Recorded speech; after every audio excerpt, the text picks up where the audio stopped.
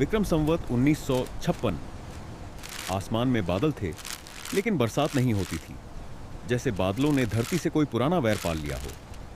गांव के बरगद के नीचे बैठे बुजुर्ग धीमी आवाज में कहते, यह साल साधारण नहीं है, यह छप्पनियां हैं।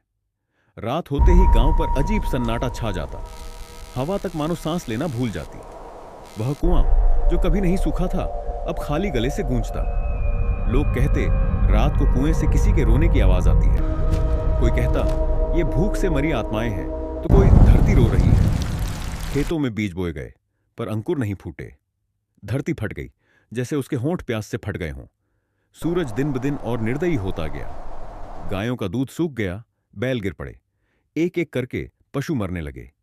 लोग कहने लगे, मौत अब इंसानों की बारी का इंतजार कर रही है। गांव में एक कहानी फैल गई। यह अकाल देवताओं का क्रोध नहीं, बल्कि इंसानों के पापों की छाया है। रात के अंधेरे में गांव की सीमा पर काले साए घूमते दिखाई देते हैं। जिसे वह साया दिख जाए, वह अगली सुबह जिंदा नहीं रहता। भूख से बच्चा रोता, फिर उसकी आवाज धीरे धीरे हमेशा के लिए चुप हो जाती। मां के पास दूध नहीं था, आंखों में आंसू भी सूख चुके थे। लोग पेड़ों की छाल, घास और सूखे पत्ते उबालकर खाने लगे। फिर भी भूख का भूत शांत नहीं होता। एक रात मंदिर के दीप अपने आप बुझ गए। पुजारी ने कांपती आवाज में कहा, देवी ने भी आंखें मूंद ली हैं। बीमारियां नो फैलने लगीं, हैजा, बुखार। लोग गिरते गए। श्मशान में चिताएं लगातार जलती रहीं, मानो आग ही आखिरी जीवित चीज हो।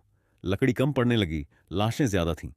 अंग्रेज सरकार की राहत की खबर आई, लेकिन वह खबर जितनी ठंडी थी, उतनी ही ठंडी होती जा रही थीं लाशें।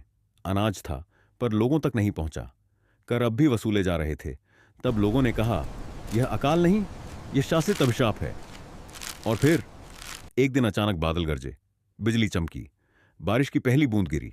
लोग खुशी से रो पड़े, लेकिन बहुतों के लिए वह बारिश देर से आई थी।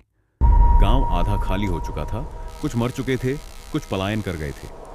आज भी बरसों बाद जब कभी बारिश देर से होती है, तो बुजुर्ग कहते हैं, छप्पनिया का साया अभी जिंदा है। वह भूख और भूल को कभी माफ नहीं करता। छप्पनिया अकाल सिर्फ इतिहास नहीं है, यह एक चेतावनी है कि जब धरती रोती है तो उसके आंसू दिखाई नहीं देते, लेकिन उसकी सजा पीढ़ियां भुगतती हैं।